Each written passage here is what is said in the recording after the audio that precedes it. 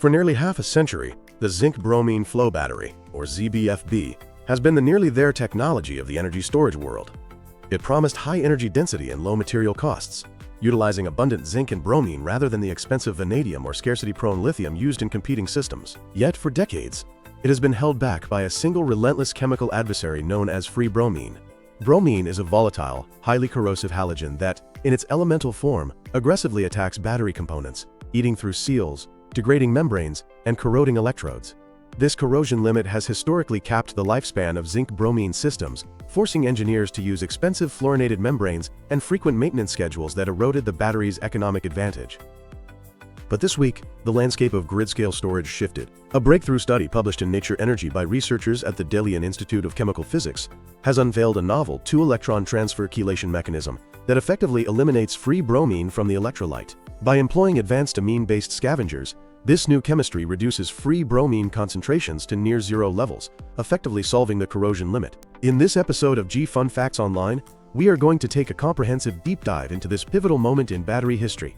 We will explore the fundamental chemistry of bromine corrosion, the evolution of complexing agents from the early days of Exxon to modern quaternary ammonium salts, and the specific mechanics of the new bromine scavenger breakthrough. We will also analyze the economic ripple effects from the potential to use ultra-low-cost SPEEK membranes to the revitalization of the $4.5 billion long-duration energy storage market.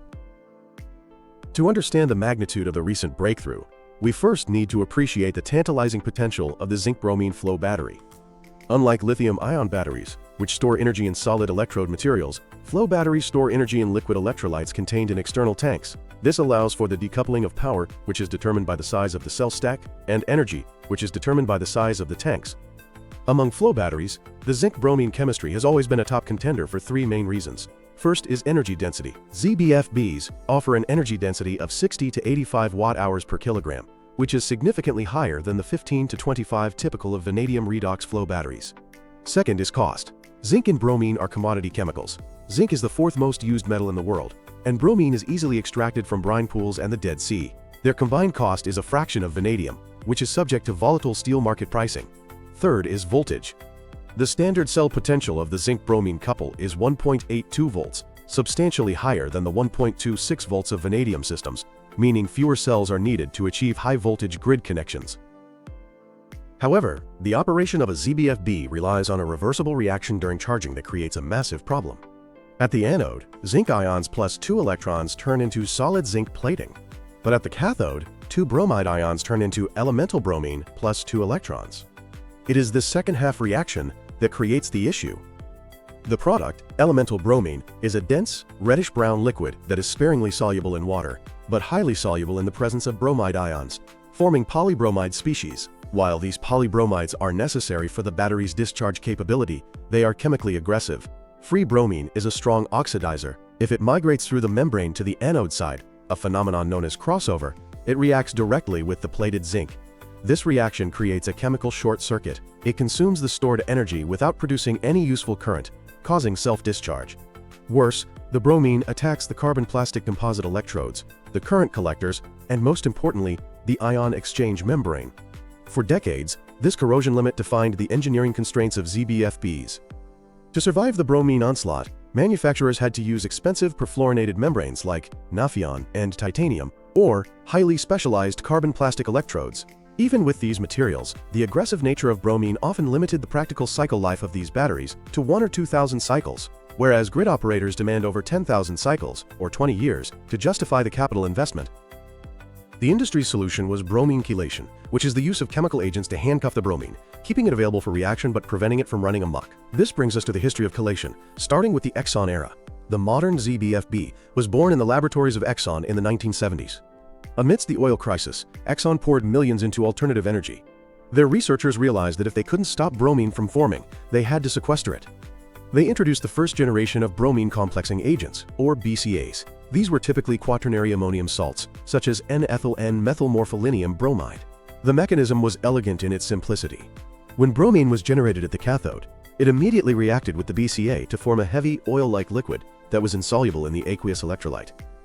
This red oil would sink to the bottom of the tank, physically separating the dangerous bromine from the rest of the system. While the Exxon approach worked and was later licensed to companies like Johnson Controls and ZBB Energy, it introduced a new set of hydrodynamic headaches. The red oil was viscous and difficult to pump. If the battery was discharged too quickly, the system couldn't supply bromine fast enough from this heavy phase, causing voltage sags.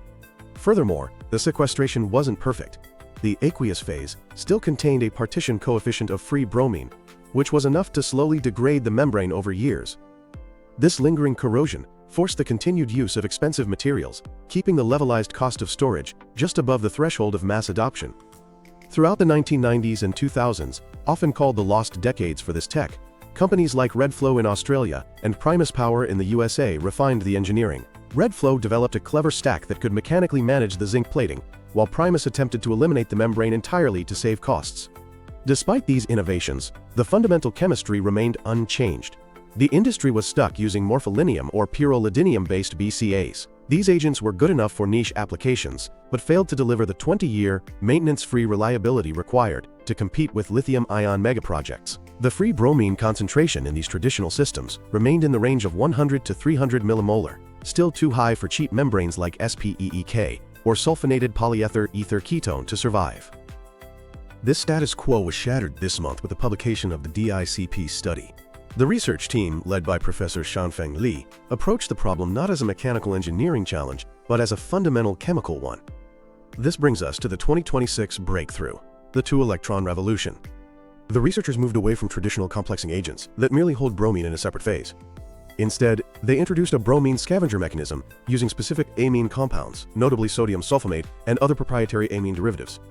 In this new paradigm, the bromine generated during charging does not merely sit in a complex. It undergoes a chemical reaction with the amine scavenger to form a stable brominated amine compound. This leads us to the scientific heart of the breakthrough, the two-electron transfer mechanism.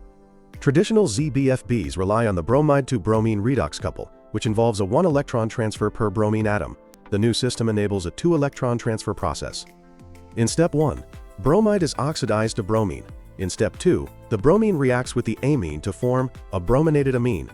This pathway effectively changes the redox couple. The resulting nitrogen-bromine bond is covalent and stable, locking the bromine atom in a state that is chemically accessible for discharge, but physically non-volatile and non-corrosive. The impact on the electrolyte environment is drastic. The study reports that the concentration of free bromine in the electrolyte drops to approximately 7 millimolar. Compare that to traditional ZBFBs, which sit at around 300 millimolar. That is a 97% reduction in corrosivity. At these levels, the electrolyte is essentially benign to standard polymer materials. This shift from corrosion management to corrosion elimination triggers a cascade of cost reductions across the entire battery system, specifically regarding the membrane revolution. The single most expensive component in a flow battery stack is the ion exchange membrane. Historically, ZBFBs were forced to use Nephion, a fluorinated membrane developed by DuPont. Nephion is chemically invincible but exorbitantly expensive, costing $500 to $700 per square meter, due to the complex fluorine chemistry required to manufacture it. Cheaper alternatives, like SPEEK, cost a fraction of the price, somewhere between $20 and $60 per square meter. However, SPEEK degrades rapidly in the presence of high bromine concentrations because the bromine attacks the polymer backbone, causing it to swell and crack. With the DICP breakthrough reducing bromine levels to 7 millimolar, the new ZBFB can safely use SPEEK membranes. The cost impact is massive. The membrane cost drops by 90%. Since the stack represents about 40% of the total system cost, this switch alone could reduce the total capital cost of the battery by 15 to 20%. Beyond cost, there is the issue of life cycle extension. Corrosion is the primary aging mechanism in flow batteries. By removing the corrosive agent, the degradation of pumps, seals, and electrodes is halted. The study demonstrated stable operation for over 600 cycles, with zero degradation in the SPEEK membrane. Extrapolated data suggests a calendar life exceeding 20,000 hours, or over 10 years, without the membrane replacements that plagued earlier generations. Furthermore, the two-electron transfer theoretically doubles the capacity of the catholyte, since 2 electrons are stored per active molecule instead of 1. While practical limits exist, the energy density of the electrolyte saw a boost from about 60 watt-hours per liter to over 80. This also simplifies the balance of plant. Traditional ZBFBs needed complex plumbing to manage the red oil phase, including bottom feed pumps, agitators, and careful flow control to prevent clogging. The new amine-complexed bromine phase is more homogeneous and easier to pump.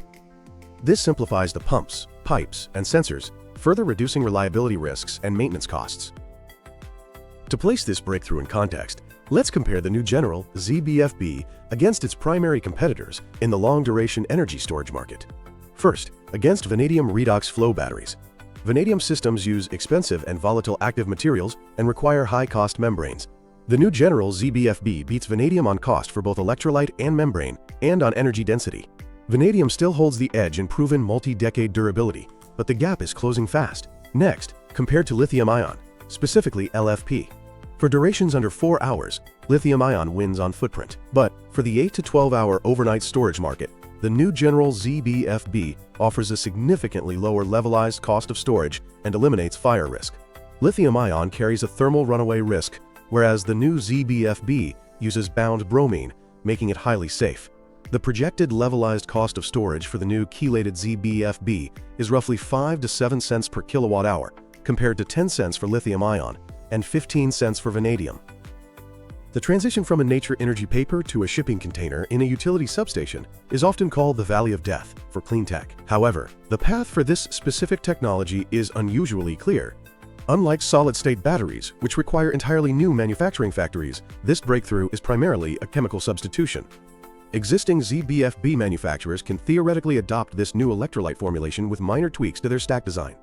They can switch their supply chain from expensive naphthalene to cheap SPEEK and immediately see a margin improvement.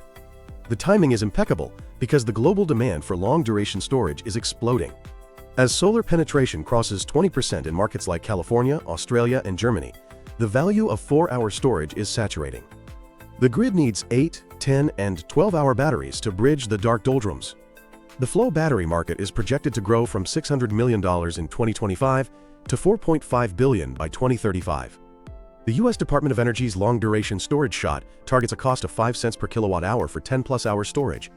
The DICP paper suggests this new chemistry is one of the few technologies that can mathematically hit that target. Of course, remaining challenges exist. While the chelation solves the cathode problem with bromine, the anode side, involving zinc, still faces the risk of dendrite formation, which are spiky zinc crystals that can puncture the membrane. The new electrolyte formulation must be proven to be compatible with zinc plating additives that suppress dendrites. There is also the question of amine stability. The long-term stability of the amine scavengers themselves needs verification. Will they degrade after 10 years of forming and breaking nitrogen-bromine bonds? And finally, scale up. The DICP demonstrated a 5 kilowatt stack. Grid batteries are measured in megawatts.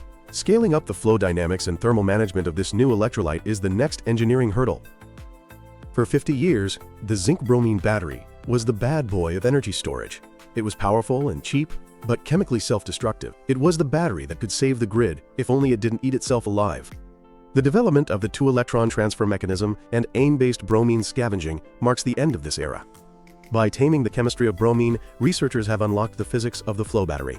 We are no longer looking at a trade-off between cost and lifespan. We are looking at a battery that is cheap, durable, and safe. As 2026 unfolds, we expect to see a rapid pivot in the flow battery industry. The corrosion limit has been solved. The cost limit is next to fall. The age of the zinc-bromine phoenix has arrived.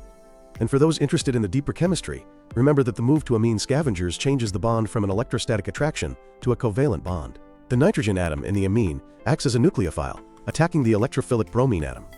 This bond strength is tuned so that it is stable during storage, preventing self-discharge, but breaks easily upon discharge to release energy. Combined with nitrogen-doped mesoporous carbon electrodes, this synergy is what enables high power density. Furthermore, this technology is inherently circular. The electrolyte can be recycled indefinitely, the zinc recovered, and the plastic stacks ground down. The move to SPEEK membranes further removes fluorine from the supply chain, making the new General ZBFB one of the most environmentally friendly batteries ever conceived. That wraps up our deep dive into the zinc-bromine breakthrough. Thanks for listening to G Fun Facts Online.